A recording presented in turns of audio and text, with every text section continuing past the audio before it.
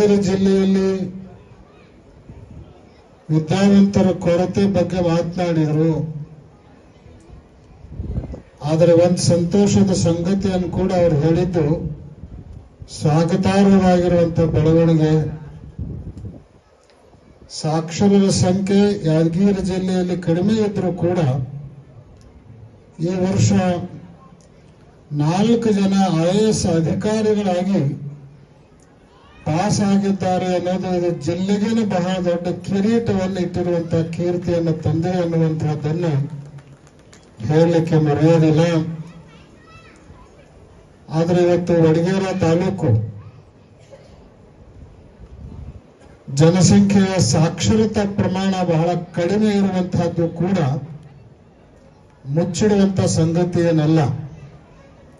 ಅದಕ್ಕೆ ಸಾಕ್ಷರತಾ ಪ್ರಮಾಣ ಜನರಲ್ಲಿ ಹೆಚ್ಚಾಗಬೇಕು ಅಂದ್ರೆ ಪ್ರತಿಯೊಬ್ಬರು ಕೂಡ ತಮ್ಮ ಮಕ್ಕಳನ್ನ ಅವರವರು ಉದ್ಯೋಗಕ್ಕೆ ತಕ್ಷಣ ಹಚ್ಚೋದಕ್ಕೆ ಬದಲಾಗಿ ಮೊದಲು ಅವರು ಚೆನ್ನಾಗಿ ಶಾಲೆಯನ್ನು ಕಲಿತು ಅವ್ರ ನೌಕರಿ ಹಿಡಿಯುವ ಮಟ್ಟಕ್ಕೆ ಅಧ್ಯಯನ ಮಾಡಿದ್ರೆ ಸರಿ, ಮಾಡ್ಲಿಕ್ಕಾಗದೇ ಇದ್ರೂ ಕೂಡ ಶಾಲೆಯನ್ನು ಕಲಿತ ಆಮೇಲೆ ಮನೆತನದ ಉದ್ಯೋಗವನ್ನು ಮಾಡ್ಕೊಂಡು ಹೋಗ್ಲಿಕ್ಕೆ ಯಾವ ತೊಂದರೆಯೂ ಇರೋದಿಲ್ಲ. ಅದಕ್ಕೆ ಅಧ್ಯಯನ ಮಾಡಲಿಕ್ಕೆ ಮೊಟ್ಟ ಮೊದಲನೇ ಆದ್ಯತೆಯನ್ನು ಪ್ರತಿಯೊಬ್ಬರು ನೀಡಬೇಕು ಅನ್ನುವಂತಹ ಒತ್ತಾಸೆಯನ್ನು ಈ ಸಂದರ್ಭದಲ್ಲಿ ಮಾಡಲಿಕ್ಕೆ ಬಯಸ್ತೀವಿ. ಸರ್ವೇ ಸಾಮಾನ್ಯವಾಗಿ ಎಲ್ಲರೂ ಕೂಡ ವಿದ್ಯೆ ಮತ್ತು ಲಕ್ಷ್ಮಿ ಇವರಿಬ್ಬರಿಗೆ ಹೋಲಿಕೆಯನ್ನು ಮಾಡಿದಾಗ ದುಡ್ಡು ಗಳಿಸೋದರ ಕಡೆಗೆ ಹೆಚ್ಚಿನ ಒಲವನ್ನು ಪ್ರತಿಯೊಬ್ಬ ಮನುಷ್ಯ ತೋರಿಸ್ತಾ ಇರ್ತಾನೆ. ಆದ್ರೆ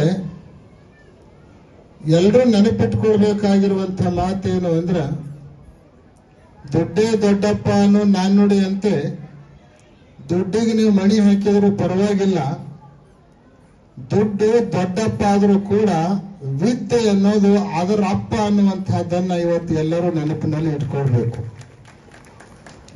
ಎಷ್ಟೇ ದುಡ್ಡು ಗಳಿಸಿದ್ರು ಕೂಡ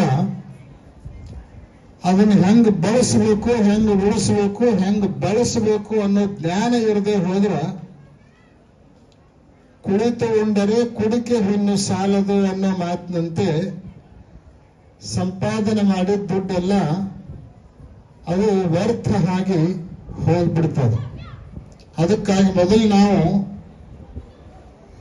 ವಿದ್ಯೆಯನ್ನು ಸಂಪಾದನೆ ಮಾಡಬೇಕು, ಆಮೇಲೆ ದುಡ್ಡಿನ ಕಡೆಗೆ ಲಕ್ಷ್ಯ ಕೊಡಬೇಕು.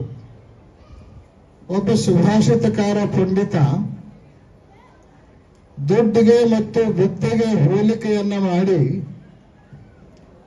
5 ಕಾರಣಗಳನ್ನು ಕೊಟ್ಟು ದುಡ್ಡಿಗಿಂತಲೂ ವಿದ್ಯಾ ಶ್ರೇಷ್ಠ ಅನ್ನುವಂತಹ ನಿರೂಪಣೆಯನ್ನು ಮಾಡಿದ್ದಾನೆ, ನಿರ್ಣಯವನ್ನು ನೀಡಿದ್ದಾನೆ. ನ ಚೋರಹಾರ್ಯಂ ನ ಚ ರಾಜಹಾರ್ಯಂ ನ ಭ್ರಾತೃಭಾಜ್ಯಂ ನ ಚ ಭಾರಕಾರಿ ವ್ಯಯೇ ಕೃತೆ ವರ್ಧಿತ ಏವ ನಿತ್ಯಂ ವಿದ್ಯಾಧನಂ ಸರ್ವಧನಾತ್ ಪ್ರಧಾನಂ ಸರ್ವಧನಾತ್ ಪ್ರಧಾನಂ. ಎಲ್ಲರೂ ಲಕ್ಷ ಕೊಟ್ಟು ಕೇಳಬೇಕಾಗಿರುವಂತಹ 5 ಮಾತುಗಳನ್ನು ಹೇಳ್ತಾನೆ. ಅದರೊಳಗೆ ಮೊದಲನೇದ್ದೇನು ಅಂದ್ರೆ, ನೀವು ಮನೆಯಲ್ಲಿ ಸಾಕಷ್ಟು ದುಡ್ಡನ್ನು ಸಂಪಾದನೆ ಮಾಡಿಟ್ರಿ ಅಂದ್ರ ನಿಮ್ಮ ಮನೆಯೊಳಗ ಹೆಚ್ಚಿನ ಪ್ರಮಾಣದಲ್ಲಿ ಸಂಪತ್ತು ಐತಿ ಅನ್ನೋ ಗಾಳಿ ಕಳ್ಳನಿಗೇನಾದ್ರೂ ಬಡಿತು ಅಂದ್ರ ಆ ಕಳ್ಳ ನಿಮ್ಮ ಸಂಪಾದಿಸಿರುವಂತಹ ಹಣವನ್ನ, ಸಂಪತ್ತನ್ನ, ಬೆಳ್ಳಿ ಬಂಗಾರನ ದೋಚ್ಕೊಂಡು ಹೋಗ್ಲಿಕ್ಕೆ ಹೊಂಚ ಹಾಕ್ತಾನ. ಕೈ ಚಳಕಕ್ಕೆ ಅವಕಾಶ ಸಿಕ್ತು ಅಂದ್ರೆ ಕದ್ಕೊಂಡು ಕೂಡ ಹೋಗೇ ಬಿಡ್ತಾನ. ಹೌದಿಲ್ಲ?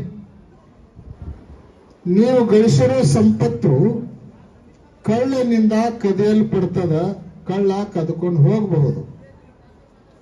ಆದ್ರೆ ನೀವೇನಾದ್ರೂ ವಿದ್ಯೆಯನ್ನು ಸಂಪಾದನೆ ಮಾಡಿದ್ರಿ ಅಂದ್ರ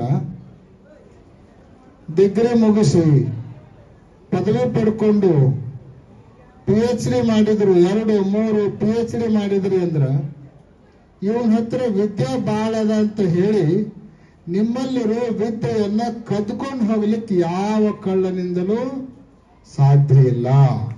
ಯಾವ ಕಳ್ಳನು ಕದ್ಕೊಂಡು ಹೋಗ್ಲಿಕ್ಕೆ